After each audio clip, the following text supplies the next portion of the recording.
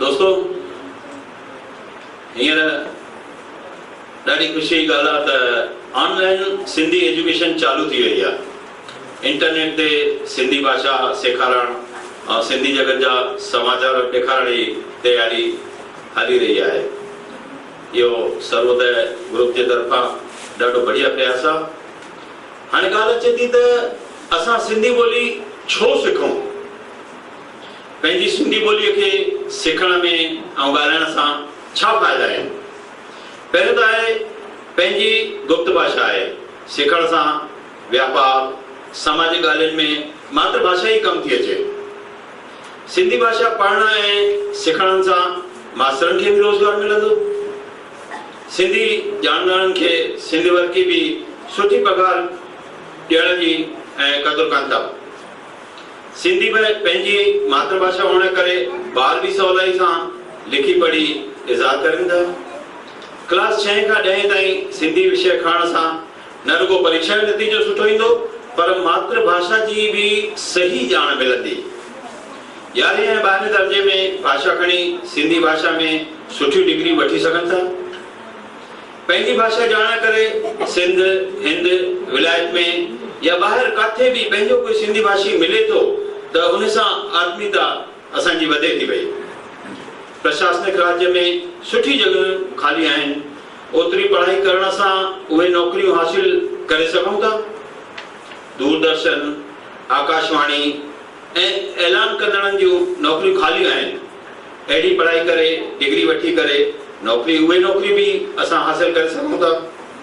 Degree वठी करे सिंधी व्याख्याता, अध्यापक और प्रोफेसर जी नौकरी भी हासिल करे सघूं था।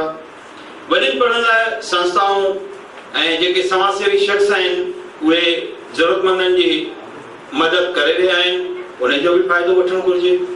विधान सभाउनि, लोकसभा में डायरेक्टरनि, सचिव ऐं वॾियूं नौकरियूं ख़ाली आहिनि। अहिड़ी पढ़ाई करे उहे नौकरी भी हासिल करणु घुरिजनि। असांखे हर कंहिं प्रांतीय भाषा सिखी विया आहियूं। पंहिंजी मातृभाषा सुठी सिखी तजुर्बो करे हिक ॿिए जो सुठो साहित्य हिक ॿिए वटि पहुचाए करे रोज़गार में लॻणु घुरिजे।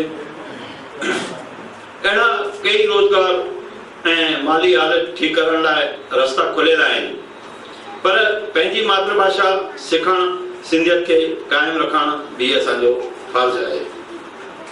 पंहिंजी सिंधी ॿोली सिंधी समाज जी सुञाणप आहे। मातृभाषा खे क़ाइमु रखणु भी असांजो फर्ज़ आहे। सिंधी भाषा जी ॼाण हुजण करे ॿार माउ जी भाषा खे सवलाई सां ग्रहण करे थो ऐं सिखण में आसानी भी थी थिए। सिंधी भाषा में PhD करण वारनि खे सिंधी साहित्य अकादमी द्वारा प्रोत्साहन राशि भी ॾिनी वेंदी आहे।